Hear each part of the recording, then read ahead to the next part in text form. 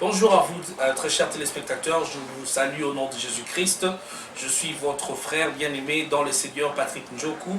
Et aujourd'hui, ensemble avec l'homme des dieux, le berger Moïse Lushiku, dont vous êtes habitués à suivre les enseignements et les expériences bien sûr vécues, nous allons vous parler de la parole de Dieu, bien sûr, comme d'habitude. Et le thème d'aujourd'hui, il s'agit bien sûr de remplir sa corne d'huile. Je commencerai directement par vous passer l'homme des dieux qui va vous édifier, nous tous, à travers ces révélations. Bonjour berger Moïse. Bonjour Patrick. Très content de vous avoir aujourd'hui. Merci. Et le peuple des dieux l'est sûrement aussi. Merci, merci. Bonjour aussi à tout le monde. Bonjour berger. Merci de votre confiance. Bonjour berger. Et nous allons parler d'un sujet très unique, je considère ça vraiment très important. Tout à fait. Il s'agit de remplir remplis ta corne d'huile. Alors, nous vous écoutons berger Moïse. Merci. Patrick, chers téléspectateurs, il s'agit de la consécration de Saül et de David. Ces deux types de personnes nous donnent une prophétie que nous allons développer tout à l'heure et le monde entier et nous-mêmes ici au plateau, nous serons suffisamment bénis. Et notre lecture sera dans les livres de 1 Samuel. Oui. Nous prenons le 10e chapitre et le premier verset, Patrick. 1 Samuel 10, 1, nous lisons au nom de Jésus-Christ. Amen. Samuel prit une fiole d'huile qu'il répandit sur la tête de Saül et le baisa et dit: L'Éternel ne t'a-t-il pas oint pour que tu sois le chef de son héritage? Très bien. Je continue ou bien je... Nous nous arrêtons là. Voilà. Nous prenons 1 Samuel chapitre 16, verset 1er. Nous lisons au nom de Jésus-Christ. Amen. L'Éternel dit à Samuel: Quand cesseras-tu de pleurer sur Saül? Je l'ai rejeté, afin qu'il ne règne plus sur Israël. Remplis ta corne d'huile et va. Je t'enverrai chez Isaïe, Bethléemite, car j'ai vu parmi ses fils celui que je désire pour roi. Merci, Patrick. Nous avons deux rois. Oui. Les rois Saül et les rois David. C'est une prophétie qui nous montre que nous avons deux types de royauté. La première royauté, c'est une royauté qui est typifiée par Saül. Deuxième type de royauté, royauté typifiée par David. Or, David est un homme selon le cœur de Dieu. Il y a une royauté qui est selon le cœur de Dieu. Tandis que Saül a été choisi du peuple. Il y a une royauté venant du peuple. Donc les deux royautés, une vient de Dieu, l'autre vient du peuple. Curieusement, les deux étaient oints par une même personne. Saül, oint par Samuel, David, oint par Samuel. Nous soulignons encore autre chose, chers bien-aimés. Les deux ont reçu la même huile. La même huile, mais de la même personne. Mais plus tard, quelque chose va créer une différence. Quand Saül aura le mauvais esprit, mais Saül était loin, il aura besoin de David. Pour que David chante et que le mauvais esprit quitte Saül. Mais l'onction que David a, c'est la même onction que Saül avait. Mon Dieu. La même personne qui a consacré David au ministère, c'est la même personne qui a consacré Saül au ministère. D'où vient la différence qui fait que l'un oint au même titre que l'autre, mais celui-ci, son onction chasse les démons. Là, ça dit déjà beaucoup, Patrick. C'est ce que nous allons découvrir. Merci. Alors, nous devons mettre d'abord en garde au monde entier. Monde entier, nous vous mettons en garde. Comment? Les deux avaient la même onction, mais ils n'avaient pas le même emblème. Même onction, même personne qui les a consacrés, je peux autrement dire, même personne qui les a initiés. Mais curieusement, les deux n'avaient pas le même emblème. Quel type d'emblème? Oui. Le même emblème d'onction. Le premier, d'après 1 Samuel chapitre 10, on nous dit que le premier a été oint avec une fiole d'huile. Ça c'est Saül. Oui. Tandis que David a été oint avec une corne. Donc, il y a l'onction qui provient de la fiole, il y a aussi l'onction qui provient de la corne. Et c'est par là que le mystère va pleuvoir, Patrick. Berger, On y va. qu'est-ce qu'une fiole? Merci, Patrick. Une fiole, c'est un Pour nos téléspectateurs qui peuvent vérifier dans leur dictionnaire, Voilà. ou qui connaissent directement qu'est-ce qu'une fiole exactement. Oui. Alors on va voir, selon l'explication de l'homme de Dieu, qu'est-ce que la différence entre une fiole et une corne. Merci, Patrick. Parce que tous les deux sont des récipients. Tous les deux sont des récipients. Oui. Mais la fiole, c'est un récipient fabriqué. C'est un vase. C'est ça une fiole. Alors c'est tellement minime. C'est pourquoi on appelle ça fiole. C'est tellement petit. C'est un vase. Bon, c'est fabriqué à l'aide de l'argile. Bon, à l'époque, c'était plus de l'argile. Bon, à l'époque, des fioles sont fabriquées à l'aide de porcelaine, du verre. Mais à l'époque, c'était plus de l'argile. C'était un petit pot, une petite bouteille. Voilà, c'est ça une fiole. Oui. Tandis que la corne est naturelle. La corne peut Voilà. être chez l'éléphant, chez les animaux. Les animaux, très bien Patrick. Alors, mes bien-aimés, Patrick, celui qui avait l'emblème de la corne, ou celui qui était loin de la corne, c'était David. Et curieusement, Dieu dira de David, voici l'homme selon mon cœur, et qui accomplira toutes mes volontés. Là, ça dit encore beaucoup de choses. Dieu aime l'onction qui dérive, autrement dit, Dieu aime celui qui reçoit une onction qui provient de la corne. Et la corne que Samuel avait utilisée, à l'époque, on utilisait la corne du bélier pour oindre. Alors, remplis ta corne d'huile. Patrick, nous allons souligner dans nos esprits, chers téléspectateurs, dans vos notes et dans nos esprits, soulignons la corne utilisée pour oindre David, d'après la loi, c'était une corne de bélier. Ainsi, Patrick, pour qu'Israël sorte de l'Égypte, quel est l'ordre que Dieu avait donné? Il avait donné un ordre d'utiliser la corne du bélier. À Moïse. À Moïse Et Aaron. et à Aaron. Il avait des personnes appropriées pour sonner la trompette. Or la Bible dit, heureux le peuple qui connaît le son de la trompette. Le son de la trompette, c'est à la corne du bélier. Quand la corne du bélier retentit, ça veut dire c'est l'exode. C'est la marche, c'est le départ, c'est la sortie, entre guillemets, c'est la délivrance. J'ouvre une deuxième parenthèse. David a été loin de la corne du bélier. Et regardons quel sera le ministère de David. Devinons avant de continuer, Patrick.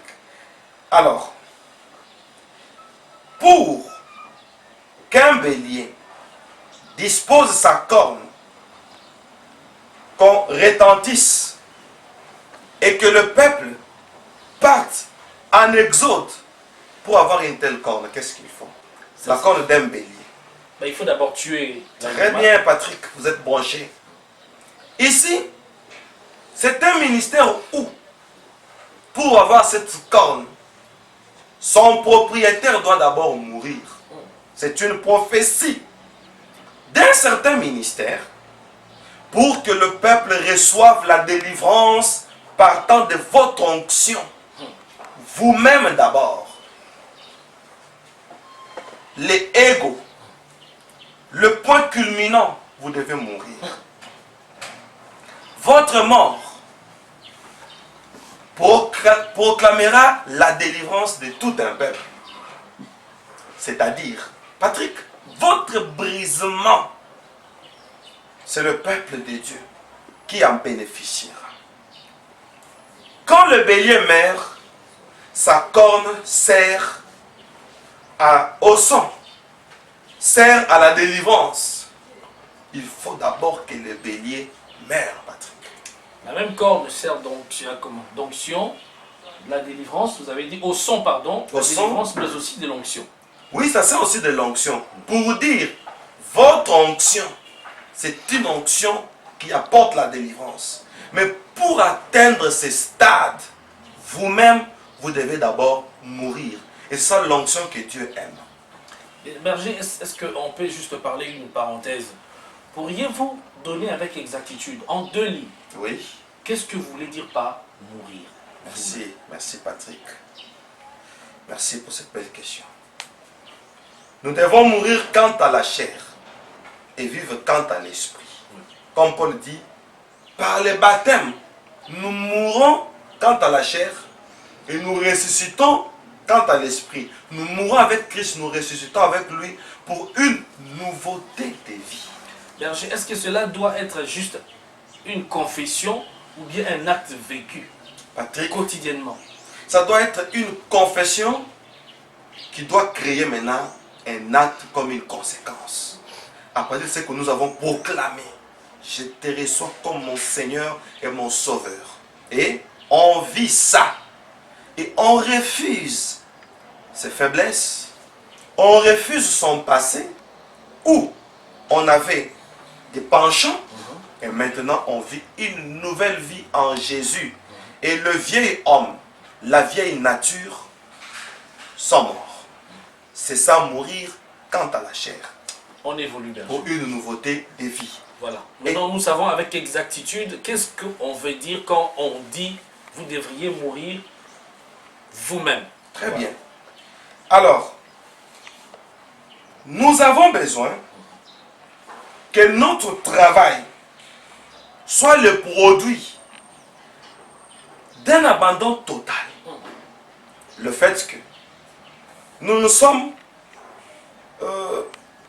séparés du vieil homme, de la vieille nature. Nous devenons comme un bélier qui meurt pour disposer ses cornes, afin qu'on l'utilise pour sonner la délivrance du peuple. Autrement dit, notre consécration au Seigneur permettra la délivrance du peuple, Patrick. Alors, pour évoluer, si nous mourons quant à la chair, c'est-à-dire nous nous privons de plaisir charnel, nous mourons quant à la chair, ça veut aussi dire c'est une vie de sacrifice. Et quand nous allons atteindre cette dimension de nous sacrifier, nous disposons nos cornes. Or, pour un animal, son point fort, ce sont ses cornes. Pour que vos points forts ressortissent, afin que le peuple soit libéré, vous devez mourir. Abandonnez ce qu'il faut abandonner. C'est ce qui fera votre force. Donc, Berger Moïse, Oui, Patrick. ça ce n'est pas une pierre lancée, mais c'est une remarque. Si on voit de nos jours les hommes de Dieu, ou je dirais les soi-disant hommes de Dieu, qui font des choses qui découragent les gens à ne plus aller dans les églises. Et beaucoup de gens nous appellent pour ça. Voilà, nous avons beaucoup d'appels et beaucoup de remarques, beaucoup de messages écrits. Donc ça veut dire que ces hommes de Dieu n'ont pas expérimenté la mort du genre que vous êtes en train de parler maintenant. Tout à fait. Et maintenant, c'est le peuple qui va subir, ça va faire mal, le manque de consécration de son leader. Est-ce qu'il y a un danger pour ça? Total. Total. Un aveugle peut-il conduire un autre aveugle? Les deux ne tomberont-ils pas dans une même fosse? C'est ça la conséquence. Quand il va tomber, vous aussi, vous allez tomber avec lui parce que vous avez suivi un aveugle.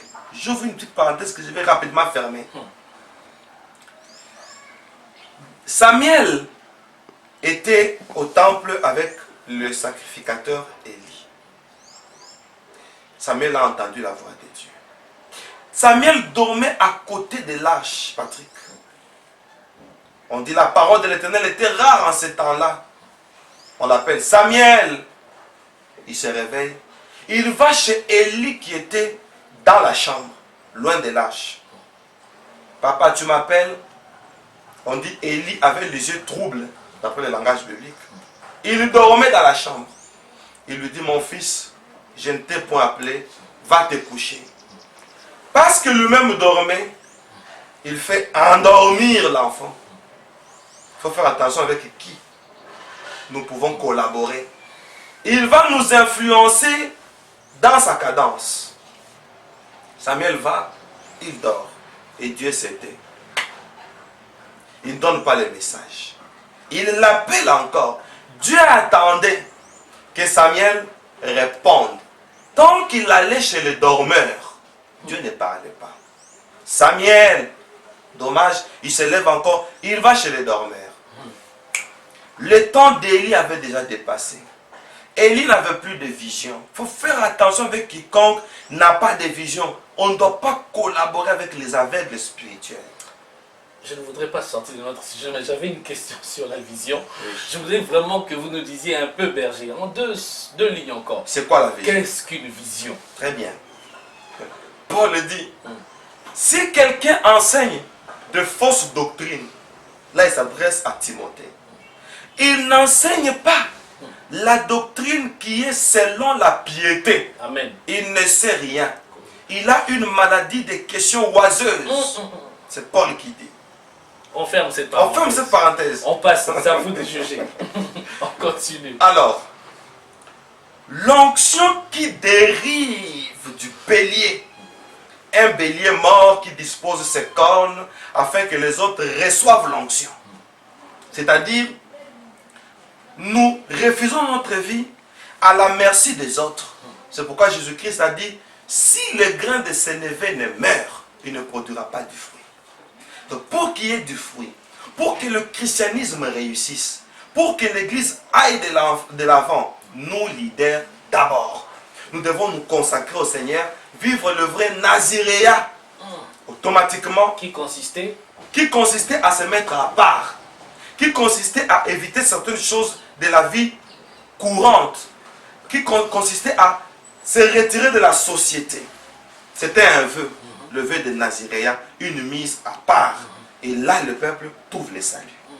Et on va encore creuser, Patrick. Oui, creusons.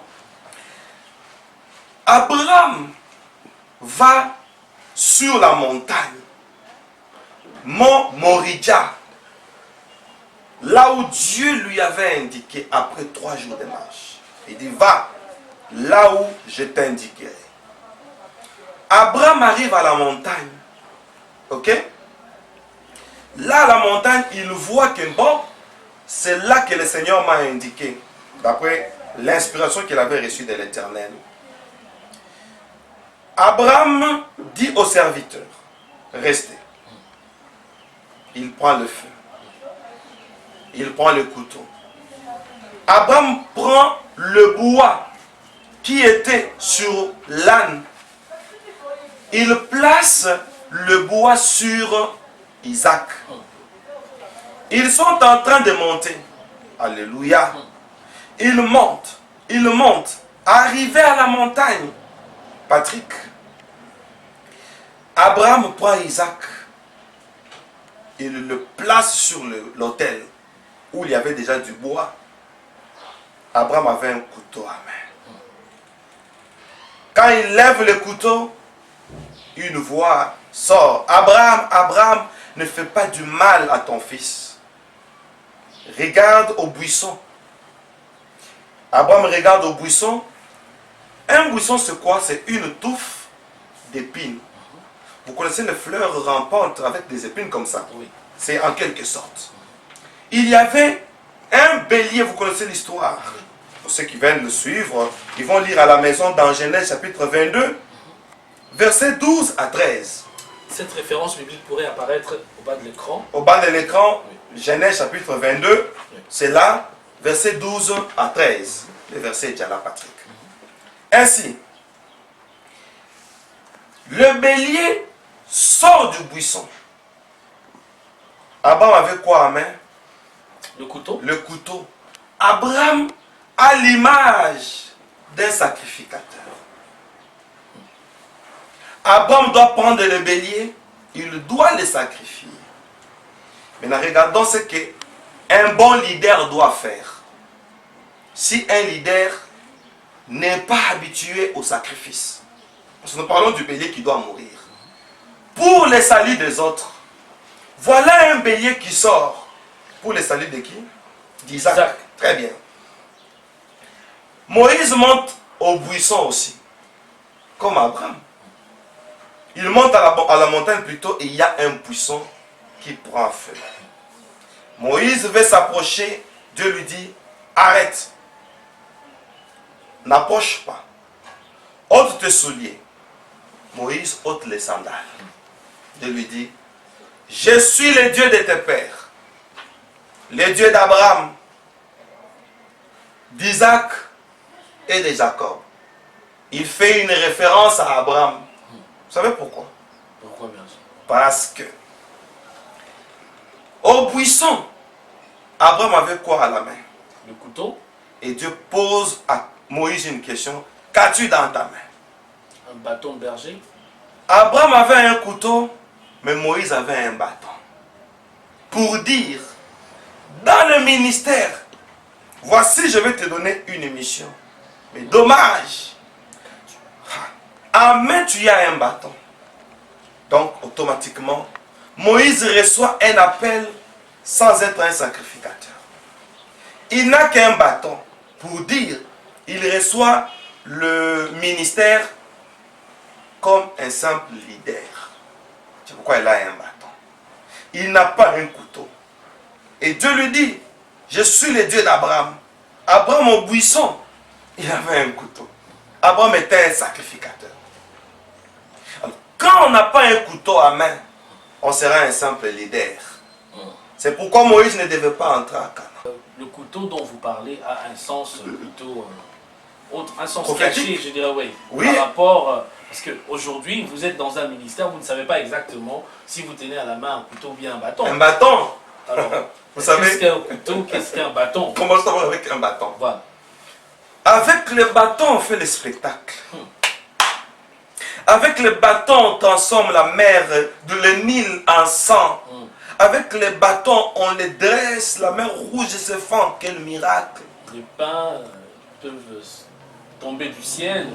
Avec les C'est bâtons. toujours le bâton. C'est toujours les bâtons. On peut avaler les serpents des pharaons. C'est toujours le bâton. C'est toujours les bâtons. Waouh. Mais on n'a pas encore joué le rôle d'un sacrificateur. Le salut. Le salut. Jesus. Un sacrificateur doit immoler. Alors Moïse n'avait pas ce ministère. Commençons par lui-même. En commençant par lui-même. Alors, Moïse à son tour, il a un bâton à main. Mais il est devant le buisson. Il n'avait qu'un bâton. Tandis que son père Abraham, devant le buisson, il avait un couteau. Quand il lui dit, ôte tes sandales. Or, les sandales symbolisent le ministère. Automatiquement, Dieu a ôté en lui le ministère. Pourquoi? Parce qu'à main, il n'avait qu'un bâton. Alors, il est devenu un simple leader, faute de mieux. Donc, si j'ai bien compris, Patrick, le couteau symbolise le salut, le sacrifice. le sacrifice, Et le bâton, les spectacles, le spectacle, la puissance, les miracles. le miracle. Mais Moïse a le miracle, mais il n'a pas de sandales.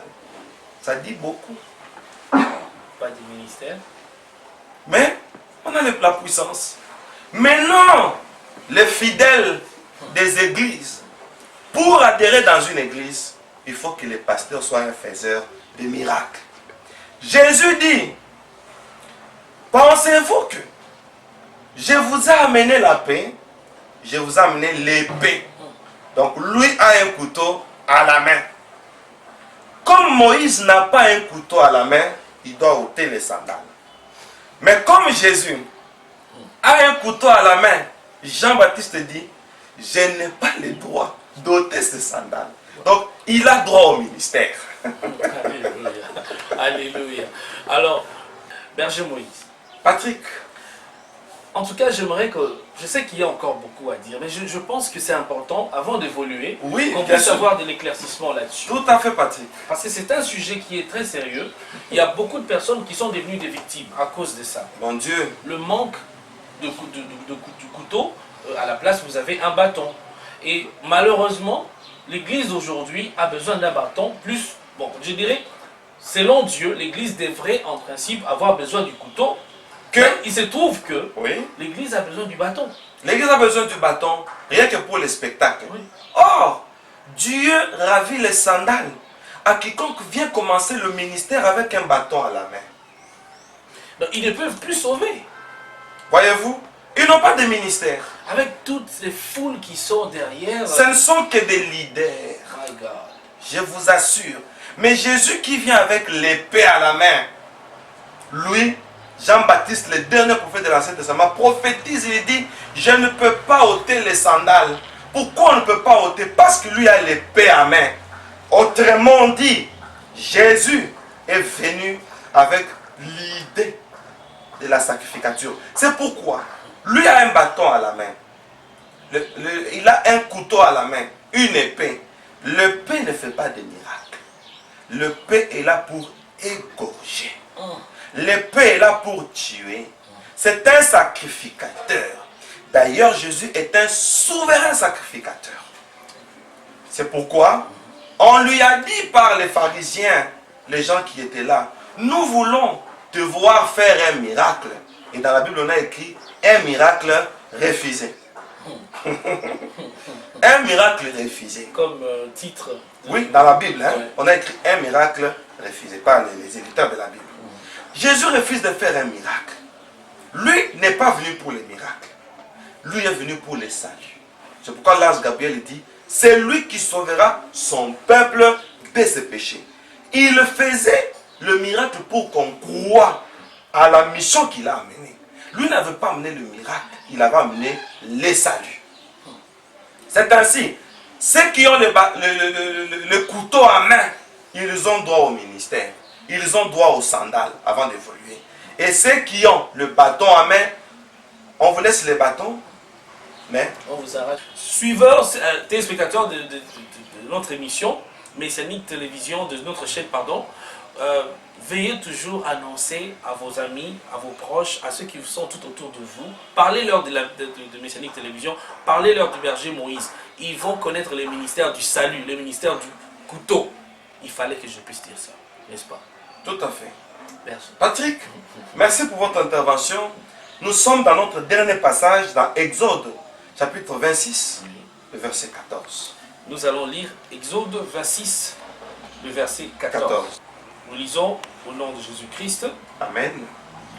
Tu feras pour la tente une couverture de peau de bélier teinte en rouge et une couverture de peau de dauphin par-dessus. Très bien. Ça revient, Le bélier. le bélier. Pour qu'Israël quitte l'Égypte, aille à Canaan, via le désert, il a fallu qu'un bélier meure et qu'on se serve de ses cornes. C'est la prophétie. Le mal d'un agneau, c'est le bélier. Il a fallu que Jésus meure. Il dit, l'Esprit du Seigneur est sur moi pour publier une année de grâce. Il a fallu que Jésus meure afin de publier que voilà, nous avons trouvé grâce. Nous avons trouvé grâce, alors nous sortons. Nous allons à la terre promise. C'est la mort de Christ qui donne notre délivrance. Et Dieu aime les ministères pareils. Le cœur de Dieu était chez David parce que David avait reçu une telle onction venant du bélier. Voyez-vous? C'est pourquoi le sceptre maintenant va aller chez David. Voilà là où on peut avoir maintenant le bâton. C'est là où dès le départ, on a d'abord reçu un couteau. On a reçu un ministère du salut. Patrick, nous allons maintenant à la tente d'assignation. Là, ça dit encore beaucoup. La prophétie sur l'église. Tout celui qui entre à l'église, la tente d'assignation, quand vous venez de loin, vous la regardez de loin, vous allez voir la peau d'un bélier. Pour recevoir les béliers, la peau du bélier, qu'est-ce que le bélier doit encore faire? Il faut qu'on tue le bélier. Il faut qu'on tue le bélier pour dire, quand vous entrez à l'église, dites-vous, j'ai affaire maintenant à un monde de sacrifices. C'est ça le bélier. C'est pourquoi Dieu a dit, la peau du bélier doit être teinte en rouge. Et le rouge qui est la couleur du sang, le rouge qui est la couleur du sacrifice. Si vous venez à l'église, venez à l'église pour mourir. Venez à l'église pour apprendre comment se mortifier, pour abandonner certaines choses de la vie. C'est ça l'image de l'église. Pour ceux qui viennent. Et maintenant, pour ceux qui sont déjà appelés comme les pasteurs, les hommes de Dieu, eux aussi, ils doivent expérimenter la même chose. Ils doivent expérimenter la même chose. Pour dire, l'histoire dans laquelle nous sommes entrés, c'est une histoire de sacrifice. C'est pourquoi, sur la tente d'assignation, on devait couvrir, d'après Exode 26, 14, avec une peau de bélier, qui est l'image des sacrifices. Nous allons à l'église pour apprendre à nous consacrer. Nous allons à l'église pour apprendre comment mourir en Christ et vivre quant à l'esprit et sacrifier la chair. Ceci a quelque chose à voir avec le passage d'où Jésus-Christ dit, si votre justice ne surpasse pas celle des pharisiens, vous n'y entrerez pas. Vous pouvez donner un aperçu de la justice des pharisiens, comment c'était? Bon, la justice des pharisiens, il avait plus l'extérieur. Mais l'intérieur, il y avait de pourriture. Mais l'extérieur, là, c'était des gens qui priaient beaucoup. C'était des gens qui gênaient beaucoup. Chaque semaine, ils gênaient. Symbole de mortification. Maintenant, Jésus vient accentuer la mortification, dit que vous devez dépasser ces gens-là. Vous vous imaginez, pour dire que les choses du Seigneur, ce sont des choses des sacrifices. C'est ça l'onction qui provient du bélier. Le royaume des cieux est forcé. Voilà notre enseignement pour aujourd'hui. Remplis ta corne d'huile. La corne, c'est aussi un symbole du ministère. La corne, c'est aussi un symbole de puissance. Veux-tu devenir puissant? Veux-tu que les âmes soient sauvées? Meurs d'abord. Sacrifie ta vie pour le salut des autres. Sacrifie tes concubines. Sacrifie tes copines. Sacrifie la boisson. Sacrifie la richesse de ce monde. Automatiquement, tu deviens un bélier qui libère ses cornes. Et on s'en servira pour proclamer le salut du peuple. Voilà, Patrick. Voilà, je suis tout autant que vous touché. Je suis tout autant que vous béni par ce message. Et je voudrais vraiment que l'homme de Dieu puisse nous refaire encore une autre mission pour les défauts, je dirais, par rapport aux défauts de l'Église aujourd'hui, par rapport aux initiatives que nous devons prendre, parce que vous dites que vous devez mourir. Vous avez fait une liste, vous avez énuméré quelque chose qu'il faut laisser, mais je pense que c'est plus que ça. La liste continue. La liste continue. Il y a beaucoup de choses, je dirais, qui pourraient être une sorte de blocage à l'onction, à la main de Dieu, le ministère, etc. Et Patrick, ne perdez pas votre idée. Je bénis le Seigneur parce que vous avez bien compris ce message. Si notre onction provient de la fiole est naturelle, est fabriquée, tandis que la corne est naturelle. La fiole est artificielle. Toute onction qui est artificielle, autrement dit, les démons ne vont pas avoir peur de ça. C'est pourquoi les démons n'avaient pas peur de ça. Mais les démons avaient peur de David. Ils n'ont pas eu peur non plus de ceux qui sont venus au nom de Jésus-Christ et que prêche Paul. Tout à fait. Pour dire que David avait l'emblème du sacrifice. David avait l'emblème de la consécration, c'est ça la corne. Là où il n'y a pas cet emblème, les démons ne vont pas partir. Il faudra que David intervienne pour que les démons partent. Merci beaucoup, homme de Dieu. Merci Patrick. Nous prions que le Seigneur vous bénisse davantage, qu'il Soit. multiplie encore ces connaissances que vous avez. Et je sais que vous avez encore beaucoup à dire au peuple de Dieu. Et flashons, comme nous avons beaucoup à dire, comme vous les présentez, est-ce que nous avons déjà fait une émission avec vous quand on a amené à Jésus une femme surprise en flagrance? Non, jamais. On n'a pas encore Et fait. Jésus a écrit par terre. Qu'est-ce qu'il écrivait? C'est Ah, l'émission oui. prochaine. Voilà. Qu'est-ce que Jésus-Christ écrivait par terre lorsqu'on a emmené la femme trouvée en flagrance, bien Oui. sûr, d'adultère. D'adultère. Et qu'est-ce que le Seigneur écrivait par terre? Nous promettons bien sûr prochainement, tout prochainement, cette émission-là avec le berger Moïse. Pour l'instant, soyez bénis dans vos foyers. Un tout dernier mot, berger Moïse, au peuple de Dieu. Un tout dernier mot, c'est accentuer notre demande Oui, sur les spots, pas les spots, l'appel oui. que vous avez fait. Si vous aimez de tels enseignements, soutenez la source. Voilà. Parce que jusque-là, nous faisons gratuitement. Oui. Ces enseignements, nous pouvons ouvrir une école. Oui. Et nous avons fait nos émissions free. Oui.